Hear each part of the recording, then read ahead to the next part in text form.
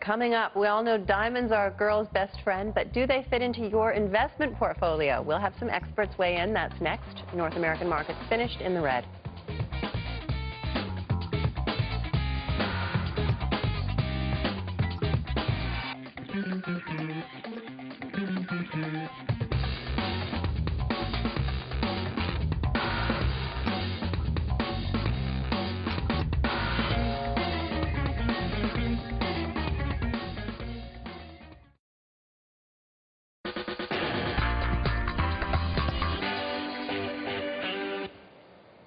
If stocks or bonds aren't delivering the kind of returns you'd like, perhaps it's time to consider alternatives like colored diamonds, one of the rarest elements on Earth.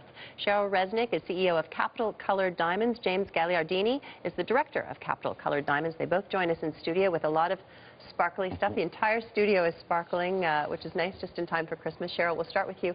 Okay. Why colored diamonds? Why are they a better investment than clear diamonds?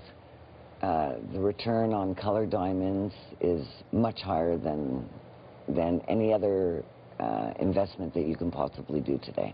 Stocks, bonds, real estate, colored diamonds. Can you give me an example with something there, how much it's appreciated in value? I'll give you an example with this ring. Yeah. I bought this ring 2 years ago, and I sold it to a client. Within this year, it's appreciated 60%, and he took it off the market. He does not want to sell it. Give us some numbers on that ring. That's a big rock. How many carats? It's over $1 million. It's 18.5 carats, and it's a fancy yellow. Yeah. And the longer you hold colored diamonds at the moment, the more you're going to make on them. If you tip your hand that way there, maybe the camera can get it, because it is absolutely gorgeous. I always wonder with jewelry like that, you can't wear that in public. That's the irony about this, right? Is people who actually can afford this kind of jewelry, they wear fake jewelry. Yeah, yeah. This you keep in the bank and you forget about it. With colored diamonds, the longer you hold them, the more money you're going to make them. James, where do these colored diamonds come from, and what makes them so unique vis-a-vis a perfect VS1? I remember my diamond technology. Well, you're very close there, but what we've got here, this is a 17-carat fancy intense yellow, flawless, internally flawless, paired up with two 6-carat fancy intense yellow diamonds, flawless, internally flawless. Now, these stones here, the intense is a 7 out of 9 in terms of color saturation. So when you're looking for investment quality, you want to be in the 7, which is intense, 8, which is deep, or 9, which is vivid. So that gives you the most return on your investment. Where do they come from? Yellows, most of the yellows come from South Africa. The two pinks that we have on our display here on the side come from the Argyle mine in Western Australia, which produces 90% of the world's pink diamonds. So what happens when the Argyle mine is depleted? Is there no other place you can get a pink diamond? There is other places. South Africa produces some, but over 90% come from South Africa, and the mine actually is depleting and will close in between 2016 and 2018. So the ring, Cheryl, that you're wearing is worth $1 million. Can I ask how much all of this is worth? Well, this set here is over $2 million, and we have two of the pink Argyle rings. One is 150,000, one is 50,000. Okay. But this one here is just a quarter of a carat. This is a half a carat.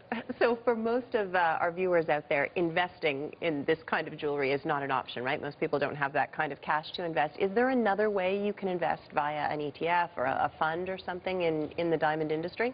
There is funds that are available, but you don't necessarily have to go for a 17-carat intense yellow flawless. You can start off with a 1 carat and start off anywhere in the range of 10,000 to 15,000. So we even have stones at 2,000. The premise here is that instead of buying a traditional white diamond, of which there's millions of them out there, I guess, go into these colored diamonds. Now, is there a fad aspect to this? I mean, I'm looking at it as an investment, saying to myself, all right, if I'm going to put $1 million into that ring, and I bought it for $1 million, I'd want to make at least 7% return, and I'd want the ability to be able to sell it and not get whacked with a 15 or 20% sales commission. What is the cost of transacting diamonds like that? If I buy it from you and I want to sell it again, what's the commission I have to pay to do that? It depends how you actually sell the stone. A lot of these jewelry pieces go into auction, and a buyer's premium is added on to the reserve bid. If you were selling a stone privately to one of we have over 3,000 clients, then we would take a 4% commission against the sale of your stone. Cheryl, how did you get that ring? Can I just ask, how do you come across something like that? At an auction. That's amazing. And what got you interested in colored diamonds in the first place? I started off in this business 7 years ago, selling sapphires, emeralds, rubies. And in my heart, colored diamonds was just starting to surface. I kept hearing about them. Every woman loves diamonds. I kept hearing, I heard you speak about colored diamonds as an investment. So it's going to be 4 years. I started to research. I started to look at it. I started to believe in it. I started to see the numbers rising like incredible. They were moving so fast, and the stars were buying them. And yeah. I watch investments. I buy investments. I'm in the business of investments. I stopped all my sales in other stones, and I put my business straight into colored diamonds. I want to thank you both for coming in. I want to try everything on in the break. All right. And we're going to talk a little bit now about Greek bonds. More of a traditional investment, not for the faint-hearted, obviously, but they were quite a gem of an investment in 2012, if you had the stomach for it.